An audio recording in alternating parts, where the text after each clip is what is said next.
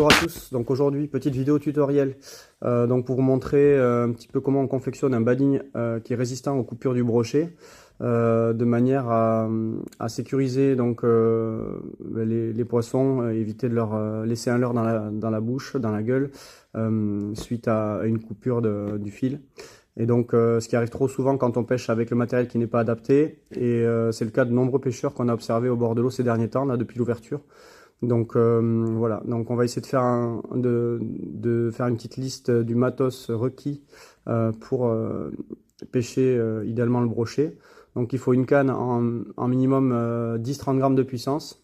Ça peut aller beaucoup plus gros si on pêche avec des gros leurres, mais voilà, pour des leurres moyens, entre 10 et 15 cm, voilà, une canne de 10-30 grammes ou 15-50 grammes, c'est bien pour pêcher le brochet. Une tresse dans le moulinet qui est de minimum 16 à 18 centièmes, c'est quand même sécurisant pour éviter de se faire casser par un poisson puissant. Voilà, donc d'avoir un peu de résistance à la traction dans le moulinet, donc avec une tresse costaud.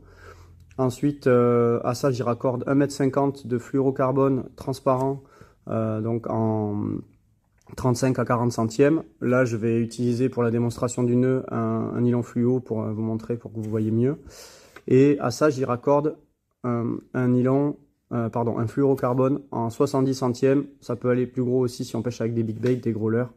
Donc voilà. Et ça, il faut vraiment avoir ça pour pêcher le brochet, ou alors un baling en acier ou en titane, de manière à voilà, résister à la coupure des dents du brochet. Pourquoi? Pour que le brochet ne coupe pas le fil et reste pas avec un leurre dans la gueule qui pourrait compromettre le fait qu'il s'alimente par la suite.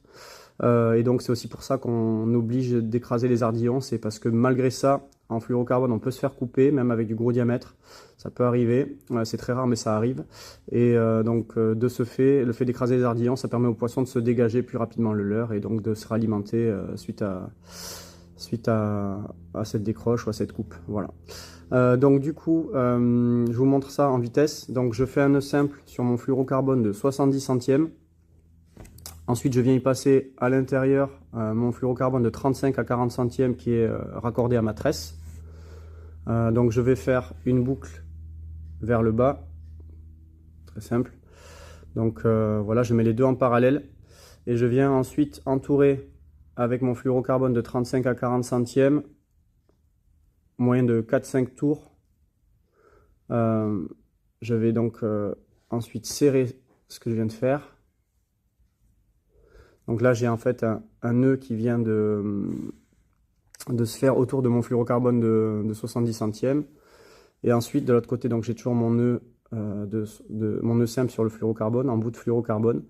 Je vais donc serrer ces deux nœuds. Donc le petit ici, je vais le serrer avec les doigts. Et le gros, sur le gros fluorocarbone, je vais le serrer avec une pince parce que c'est très rigide. Voilà. Une fois que j'ai les deux qui sont serrés, voilà, ici, je vais ensuite humecter. Normalement, je mouille avec de la salive ou de l'eau. Et ensuite, je vais venir les mettre embutés l'un contre l'autre en tirant assez fort. Voilà, ici, comme ceci. Et voilà, je vais couper les excédents. Et ensuite, au bout de votre fluorocarbone, soit vous faites un nœud agrafe avec un briquet. Donc, vous faites un champignon ici. Donc, vous brûlez sur 3 mm. Vous faites un petit champignon. Et ensuite, vous faites le même nœud que de l'autre côté, c'est-à-dire un nœud simple comme ça. Et vous venez repasser la partie avec le champignon une fois avoir enfilé votre leurre dessus. Vous le repassez dans la boucle ici, et ça au serrage, ça vous fait comme une agrafe. Donc d'où le nœud agrafe.